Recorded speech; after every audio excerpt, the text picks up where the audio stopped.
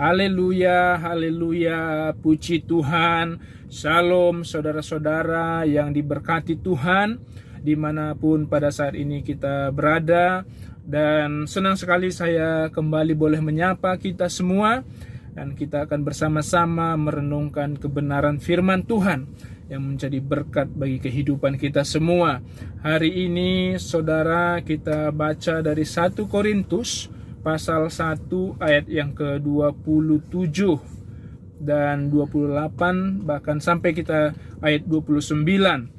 Firman Tuhan berkata, "Tetapi apa yang bodoh bagi dunia ini dipilih Allah untuk memalukan orang-orang yang berhikmat, dan apa yang lemah bagi dunia dipilih Allah untuk memalukan apa yang kuat, dan apa yang tidak terpandang dan yang hina bagi dunia ini dipilih Allah, bahkan apa yang tidak berarti dipilih Allah untuk meniadakan apa yang berarti, supaya jangan ada seorang pun manusia yang memegahkan diri di hadapan Allah." Saudara yang diberkati Tuhan, firman Tuhan yang barusan kita dengarkan, firman Tuhan dengan jelas berkata, apa yang bodoh bagi dunia ini dipilih Allah untuk memalukan orang-orang yang berhikmat, yang lemah bagi dunia dipilih Allah untuk memalukan apa yang kuat.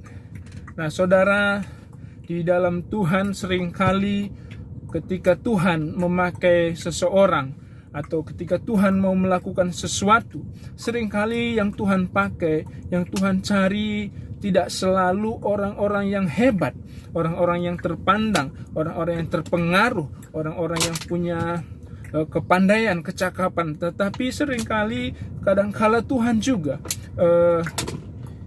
kita lihat dia memakai orang-orang seperti yang firman Tuhan katakan, di hadapan atau di pandangan manusia orang tersebut mungkin bodoh.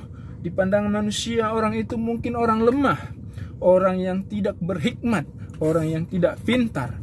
Tetapi seringkali orang-orang seperti itu justru Tuhan cari dan Tuhan pakai untuk melakukan pekerjaan-pekerjaan Tuhan, untuk menunjukkan kuasa Tuhan. Kita lihat sajalah, misalkan saudaraku, Daud, dia bukanlah orang yang tinggi perawakannya, ya. Dia bukanlah orang yang punya skill untuk berperang. Bahkan waktu Isai menunjukkan anak-anaknya kepada Samuel untuk diurapi menjadi raja, Daud tidaklah diperhitungkan. Karena di pandangan ayahnya Isai, Daud ini mungkin memang secara fisik, secara skill dalam pertempuran tidak memungkinkan untuk dia dipilih menjadi seorang raja untuk di dalam pandangan manusia. Tetapi justru Daudlah yang Tuhan cari. Nah maka saudaraku, seperti firman Tuhan ini katakan, inilah seringkali yang Tuhan lakukan, kerjakan. Yang bodoh bagi dunia, yang lemah bagi dunia, yang tidak terpandang bagi dunia, seringkali justru Tuhan pakai untuk menunjukkan kuasa kebesaran Tuhan. Supaya apa saudara-saudaraku? Tujuannya tadi dikatakan ayat 29, supaya jangan ada orang pun, seorang manusia pun yang memegahkan diri, yang menyombongkan diri di hadapan Tuhan. Nah saudaraku, apa yang dapat kita pelajari dari kebenaran firman Tuhan ini yang kita renungkan bersama pada kesempatan ini? Saya sedikitnya saudara, ada dua hal yang ingin saya bagikan. Pertama, bahwa janganlah kita menganggap rendah orang lain. Janganlah kita memandang rendah orang lain, walaupun mungkin secara ekonomi dia adalah orang yang lemah, secara pendidikan dia bukan orang pintar, secara jabatan mungkin atau kekuasaan dia bukan siapa-siapa. Tetapi kita sebagai anak Tuhan, mari kita tidak memandang rendah siapapun di dalam kehidupan kita ini. Biarlah kita menghargai dan menghormati semua orang. Ya, jangan pernah memandang rendah satu sama lain. Apalagi ketika mungkin kita secara ekonomi kuat, secara jabatan kepandaian kita kuat. jangan kita menganggap rendah orang-orang yang di bawah kita. Yang kedua, saudaraku, bagi kita yang ada di posisi seperti yang firman Tuhan katakan ini, yang dianggap dunia kita bodoh, kita lemah, kita tidak pintar, kita tidak punya apa-apa yang bisa mungkin bagi dunia ini membuat dunia ini memandang kita, maka janganlah kita minder, janganlah kita rendah diri. Karena saudaraku, mungkin bagi dunia ini atau secara pandangan manusia di dunia ini, kita mungkin secara ekonomi kita tidak punya apa-apa, atau katakanlah miskin. Mungkin kita secara pendidikan tidak punya. Ya, mungkin kita juga di dalam sosial kemasyarakatan kita pun tidak punya pekerjaan yang bagus, tidak punya jabatan. Mungkin dipandang dunia kita bukan sesuatu yang berarti. Tetapi janganlah kita rendah diri, janganlah kita minder. Karena di pandangan Tuhan, Tuhan memandang kita sebagai ciptaannya yang mulia dan berharga. Tuhan memandang kita sama seperti Tuhan memandang Daud. Ya, Tuhan pandang kita bukan berdasarkan kemampuan kita, kepandaian kita, kecakapan kita, kekayaan kita, tapi Tuhan pandang kita berdasarkan iman dan perbuatan kita. Karena itu, jangan pernah minder, jangan pernah rendah diri.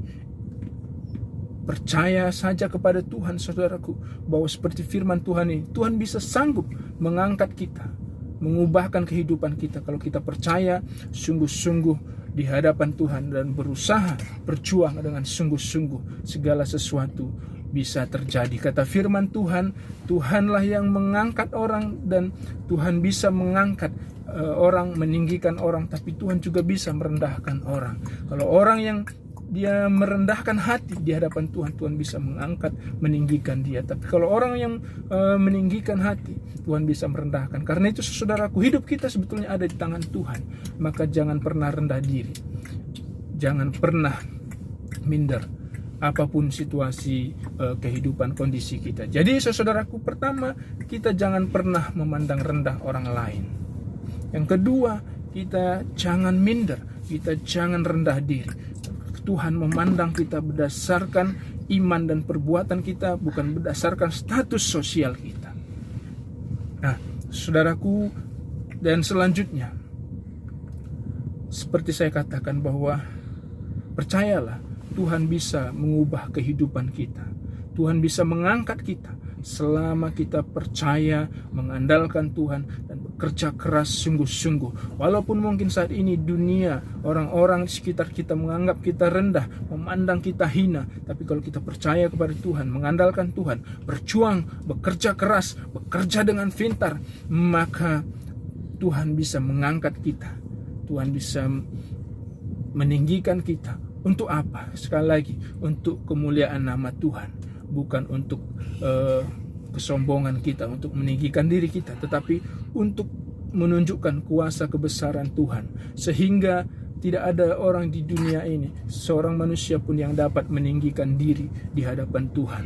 Nah, puji Tuhan, saudaraku, kiranya firman Tuhan ini boleh menjadi berkat bagi kita semua, menguatkan kita, bagi kita yang mungkin saat ini ada di posisi yang sedang berjuang, ya, yang dianggap oleh dunia ini, dipandang oleh dunia ini, orang-orang di sekitar kita, mungkin bahkan orang-orang terdekat kita tidak dipandang berarti, dianggap bodoh, dianggap hina, dan dianggap lemah dan lain sebagainya.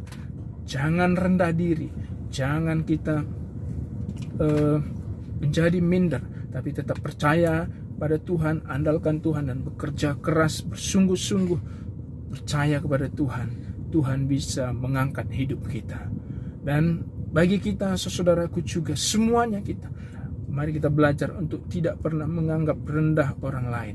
Walaupun mungkin kita ada di posisi memiliki jabatan yang bagus, kepintaran, ya, kita sebagai orang yang mungkin dianggap sebagai orang yang pintar, sebagai orang yang berkuasa, sebagai orang yang diberkati, sebagai orang yang memiliki kekayaan. Jangan kita pernah menganggap rendah, memandang rendah, menganggap hina orang-orang yang ada di bawah kita. Puji Tuhan saudaraku,